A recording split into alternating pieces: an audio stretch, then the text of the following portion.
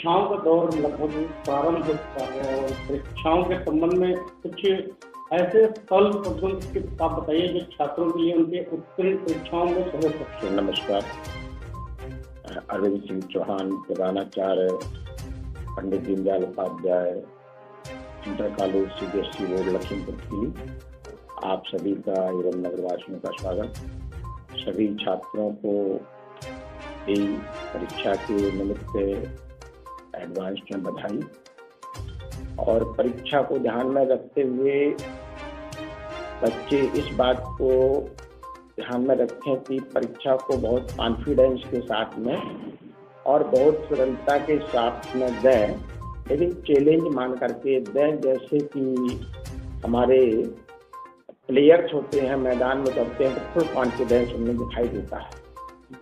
और वो कॉन्फिडेंस क्या होता है कि वो प्रत्येक एंगल पर अपनी तैयारी करते हैं, किस एंगल पे बॉल आनी है, किस एंगल पे हमारा हिट करना है। इस तरह बच्चे भी अपने स्तर से जो टीचर ने पढ़ाया है, जो विद्यालय में पढ़ा है, उसको ध्यान में रखते हुए और अपने स्तर से सेल्फ असेसमेंट करें कि हमारी तैयारी कितनी है और उस तैयारी का प्रैक्टिस में वो कन्वर्ट करें। क्योंकि बच्चे 3 घंटे बैठ करके यदि तैयारी कर लेते हैं, पेपर की तैयारी कर लेते हैं, तो अच्छा एक उनका कॉन्फिडेंस डेवलप होता है कि हम पेपर दे सकते हैं। और मैंने 80 नंबर या 100 नंबर के पेपर में 3 घंटे में अभी मैंने इतने नंबर का पेपर तैयार कर लिया है। लेकिन कभी क्या होता है, बच्चे तैयारी करते हैं लेकिन प्रैक्टिस नहीं करते हैं, जबकि स्पष्ट कल्पना है कि practice make a man perfect. तो प्रत्येक बच्चे को एक तो नॉलेज गेन करना है। हम बिल्कुल नहीं कहते हैं कि वो नंबरों के लिए तैयारी करें, वो नॉलेज गेन करें, अपने विषय का विशेषज्ञ बने। उसका फिजिक्स है, केमिस्ट्री है, मैथ है, बायो है, अकाउंट है, बिजनेस है, DST है और हिंदी है और इंग्लिश है। इन लैंग्वेजों को स्टडी करके बच्चे उन बिंदुओं को तैयार कर लें जो सेल्फ वो आसानी से कर सकते हैं।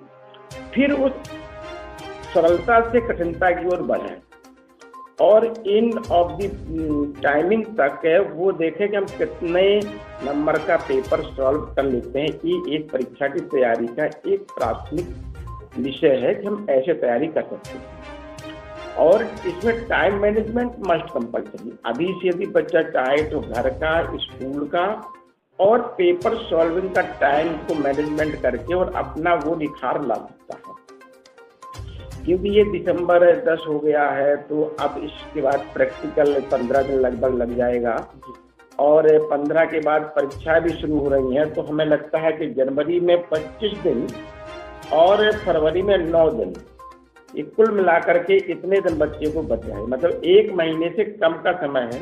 मैंने बच्चों से बात किया कितना है, तो एक बच्चे ने कहा 85 डेज है, एक ने कहा 60 डेज है। तो कुछ बच्चों का देखा है कि बड़ा नफा तुला तैयारी है। वो डेज क्या, वो घंटे को भी कन्वर्ट करते हैं। एक ये है कि सभी बच्चों में समानता। वो एक सवाल रहता है कि सर हम आगे का याद करते हैं, पीछे का भूल जाते हैं, इसका लॉजिक क्या है? देखिए, उसमें प्रैक्टिस की कहीं ना कहीं कमी रहती है और एकाग्रता की कमी रहती है। देखिए, हम आप सब लोग जब पढ़ते पढ़ाते थे तो शाम को याद करते थे, सुबह फिर उसको दोहराते थे। अब क्या है कि पढ़ने की पद्धति है कि जब टीचर पढ़ाने वाला टॉपिक है तो बच्चे को उसे पहले पढ़ के आना चाहिए। तो वो सिद्धांत में इस समय नहीं है। और फिर टीचर ने पढ़ाया तो होमवर्क में उसको कंप्लीट करना चाहिए और इसके बाद फिर उसको लड़ने के लिए दिया। ऐसे 4 राउंड हो जाते थे हम लोगों के। अब क्या है कि हम ऑनलाइन भी पढ़ लेते हैं, ऑफलाइन भी पढ़ लेते हैं। तो वो सिस्टमेटिक है, जिसे टाइम मैनेजमेंट ने कहा, तो सिस्टमेटिक प्रक्रिया अपनानी पड़ेगी। क्योंकि जब दैनिक जीवन में हम सिस्टमेटिक रहते हैं, सुबह से शाम का हमारा जो योजना रहती है, ऐसे ही पठन पाठन की योजना भी प्रत्येक बच्चा, प्रत्येक भैया बहन बनाएंगे तो हम इस प्रकार का विश्वास दिलाते हैं कि वो अपने परीक्षा में नहीं, अपने लक्ष्य में सफल हो जाएंगे।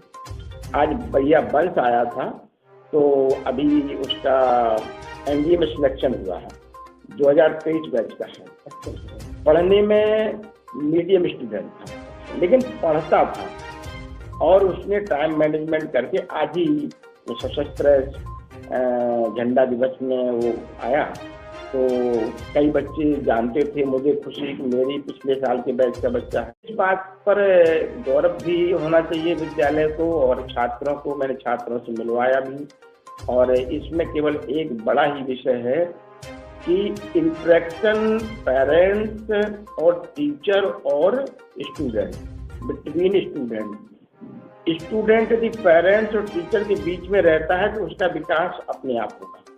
कहीं पर लैप्स होता है तो विकास रुकता है, इसको भी ध्यान रखना पड़ेगा। और दोनों की मॉनिटरिंग चाहिए और बच्चे को सेल्फ प्रोग्रेस करनी पड़ेगी, क्योंकि बहुत सारे बच्चे हैं जो अपनी बड़ी टाइम टेबल से, और आज ये भी विषय आया कि सर कुछ हमको रिवीजन के लिए भी समय दिया जाएगा, तो हमने कहा कि स्कूल टाइम पीरियड में मैं उसको नहीं दूंगा, मेरा सब्जेक्ट टीचर बैठेगा, कोई प्रॉब्लम होती है तो आप उसको सॉल्व कराइए। तो बच्चों को, और दूसरा क्या है कि बच्चों के साथ में इंटरेक्शन बहुत जरूरी है। बच्चा हर बात अपनी आपसे पूछने की हिम्मत जुटा पाएगा। आजकल ये बातें खत्म हो गई हैं, अपनापन में कहीं कमी महसूस होती है, और अपनापन रहेगा तो बच्चे का विकास पक्का होगा, ऐसा मुझे लगता है। सर एक सवाल हो रहा है, क्या आपको अपने बच्चों को स्कूल के जो विद्यार्थी हैं इनको वेलनेस का भी कोई, जैसे अभी आपने बताया टाइम मैनेजमेंट या मनी मैनेजमेंट या हाउ टू डू बिजनेस, इस तरह से भी कुछ शिक्षित करते हैं? हाँ जी, मैं बच्चों को टाइम मैनेजमेंट के लिए, देखिए हमारे यहाँ से एक बच्चा क्या है कि माई एकेडमिक स्टेटस मेरा क्या है, सभी बच्चों ने भर के दिया है और मैंने अपना भरा है कि बच्चे कितने दिन आपको अक्टूबर में, कितने नवंबर में, कितने दिन आपको ये है। ऐसी हमारी प्लानिंग बुक है कि कब हमको बच्चों से कब बात करना है। जैसे अभी आफ्टर प्री बोर्ड एग्जाम के 3 ऐसे मैंने लोगों को बुलाया है कि बच्चों को मोटिवेट करें। जनवरी के महीने में 3 प्रोग्राम रखे हैं। अभी मैंने बच्चों के बीच में बैठ करके उनसे पूछा था कि आपकी तैयारी कितनी हुई है, और नहीं हुई है तो उसके कारण क्या है। हम हैं, टीचर हैं, या आप हैं, या पेरेंट्स हैं, तो बच्चों को मोटिवेट भी करते हैं। और बच्चों को मैंने ये भी एक फ्लो चार्ट बना के दिया है कि आफ्टर 12th आप क्या करेंगे। सभी वो रेंजेज उनको बना के दिए हैं जिस रेंज में वो जा सकते हैं। जैसे माननीय प्रधानमंत्री ने कहा कि देखिए बच्चे को जो बनना है उसे बनने दीजिए, ना टीचर कुछ बनाए ना पेरेंट्स कुछ बनाए। और वास्तविकता है कि बच्चे का रुझान जिस क्षेत्र में है तो पानी उधर ही तेज बहेगा। तो उसको मैंने वो फ्लोचार्ट बना दिया है कि आपका फ्यूचर गाइडेंस क्या है और कैसे आप तैयारी करेंगे। जो क्षेत्र चुनना है उसे आप चुन सकते हैं। क्या जो सब्जेक्ट आपके स्कूल में है साइंस का, और अगर इंग्लिश मीडियम की आपका ये है तो और क्या क्या इसके अलावा सब्जेक्ट हैं, क्या खेल की गतिविधियाँ होगी? देखिए खेल की गतिविधियों में हमारे यहाँ लगभग इंडोर आउटडोर सभी खेल हैं, और हमारे बच्चे अखिलवाड़ती स्तर तक जाते हैं।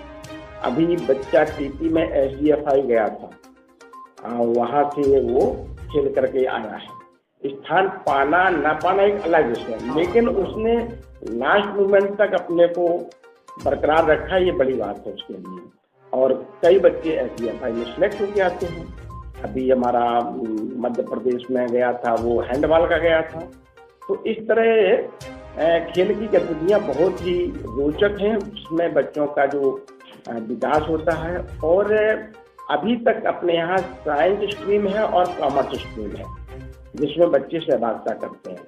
लेकिन इन फ्यूचर में NEP 2020 के अकॉर्डिंग बच्चों के हिसाब से सब्जेक्ट सिलेक्शन का चॉइस NEP ने दे रखा है, तो उसकी भी हमको व्यवस्था करनी पड़ी है, और उसके लिए भी हम लगे हुए हैं।